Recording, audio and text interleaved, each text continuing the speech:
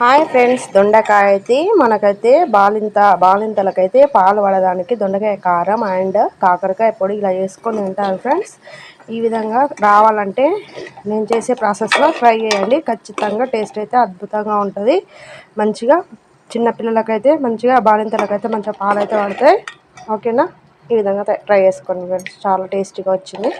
నేనైతే కొంచెమే చేశాను, కొంచెం క్వాంటిటీలో చేశాను ఫ్రెండ్స్. మీరు మరింత క్వాంటిటీలో వేసుకోండి. ఓకేనా? నచ్చినట్లయితే ఒక లైక్ అయితే ఇచ్చుకోండి. ఓకే, బాయ్ అండి. దొండకాయ ఫ్రై అయితే ఈరోజు అయితే చేస్తున్నా ఫ్రెండ్స్.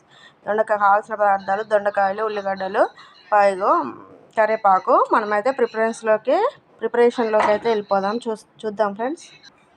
ఇగో గ్యాస్ అయితే అంటు పెడుతున్నా.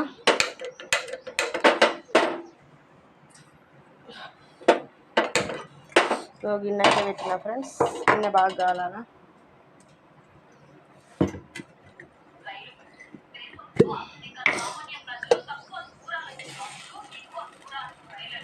ఇంకా 2 పావులు పోసిన ఫ్రెండ్స్. నూనె అయితే ఎక్కువనే ఉండాలి ఫ్రైకి. దొండకాయలు అన్నీ కోసినాక అన్ని పండ్లు అయితే బాగా అన్నీ పడేసిన, కొంచెం దొరదొరగా ఉన్నాయైతే వేసిన ఫ్రెండ్స్. మొత్తం తీస్తాను, ఏముండవు.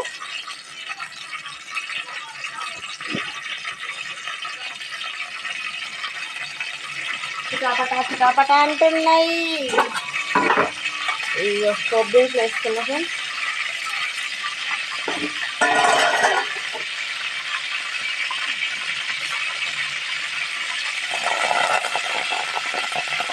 కరివేపాకు వేసినాను, ఉల్లిగడ్డలు వేసిన ఫ్రెండ్స్. ఉల్లిగడ్డలు బాగా ఎర్రగోలాలా.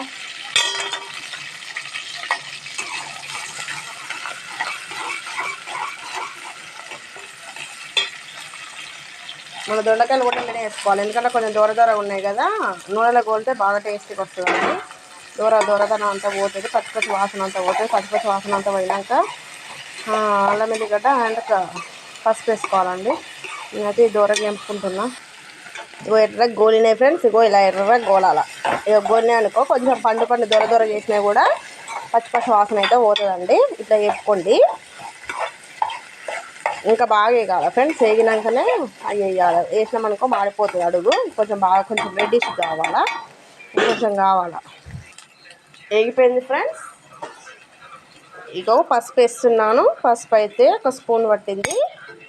మంచిగా గలబెట్టుకోవాలి పసుపు వేసినాక.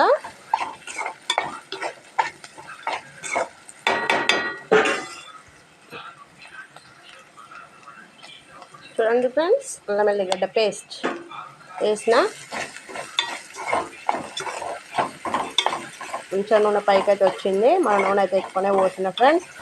నేనైతే 1 కిలో దొండకాయలు తీసుకుంటే అందులో 1/2 కిలో పండు వండిపోయినాయి, మొత్తం ఖరాబ్ అయినాయి. ఇగో ఇంకా 1/2 కిలో అయితే వండేస్తున్నా ఫ్రెండ్స్. అయితే ఒక్క పూటకే సరిపోద్దండి. కూర అయితే దగ్గర పడ్డది ఫ్రెండ్స్. నేనైతే కారం వేస్తున్నాను. కారం అయితే పెద్ద స్పూన్ వేసుకోవాలి. కారం కూరకు సరిపడా వేసుకోవాలి ఫ్రెండ్స్. నేనైతే 1.5 వేసిన. చాలండి, కారం ఎక్కువ అవుతుంది. చాలు, మంచిగా గలబెట్టుకోవాలి. ఇక రెడ్డిష్గా వచ్చింది కదండి ఫ్రెండ్స్, బాగుంటుంది కర్రీ. చాలా టేస్టీగా ఉంటుందండి మన కర్రీ అయితే రెడీ అవుతుంది.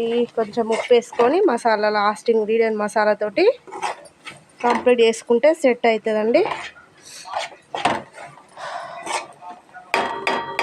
నూనె పైకి వచ్చినాక ఉప్పు వేసుకోవాలి. కారం అయితే వేసినా, మంచిగా దగ్గరికి అయితే అయింది ఫ్రెండ్స్. ఉప్పు వేస్తున్నా. సరిపోకపోతే తర్వాత వేసుకోవచ్చు. కొంచెం అయితే వేస్తున్నా ఫ్రెండ్స్. సిసం అవుతుంది ఏంటి కదా.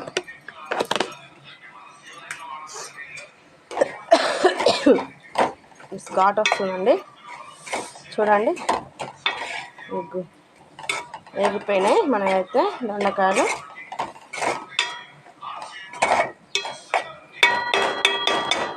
మూత పెట్టుకోవాలి ఫ్రెండ్స్. నూనె పైకి వచ్చినాకనే దించడం. మన లాస్ట్ ఇంగ్రీడియంట్ వచ్చేసి మసాలాతోటి గార్నిష్ చేసుకుంటే మన దొండకాయ ఫ్రై రెడీ అండి. అప్పుడేమో దొండకాయ నేను అట్లా చేసిన, ఇది రెండో ప్రాసెస్ ఫ్రెండ్స్. ఒక్కొక్కసారి వెల్లుల్లి రెబ్బలు అండ్ కారాన్ని దంచేస్తారు, ఇంకా టేస్ట్ బాగుంటుంది. ఇప్పుడు కొన్నే కదండి అని ఇలా వేసాను. ఇది కూడా బాగానే ఉంటుందండి. చూడండి, రెడ్డిష్గా వచ్చింది మన కర్రీ అయితే. చాలా అప్పుడు వెల్లుల్లి రెబ్బలు కచ్చాపచ్చా దంచి వేస్తే టేస్ట్ బాగా వస్తుంది. ఇక కొంచెమే కదా అని ఇలా చేస్తా ఫ్రెండ్స్. నచ్చినట్లయితే ఒక లైక్ అయితే ఇచ్చుకోండి ఫ్రెండ్స్. మన కర్రీ అయితే కంప్లీట్గా అయిపోయింది, రెడీ అయింది, వేసుకొని తినడమే. వీడియో కనుక నచ్చినట్లయితే ఒక లైక్ అయితే ఇవ్వండి ఫ్రెండ్స్. ఓకేనా, బాయ్ అండి.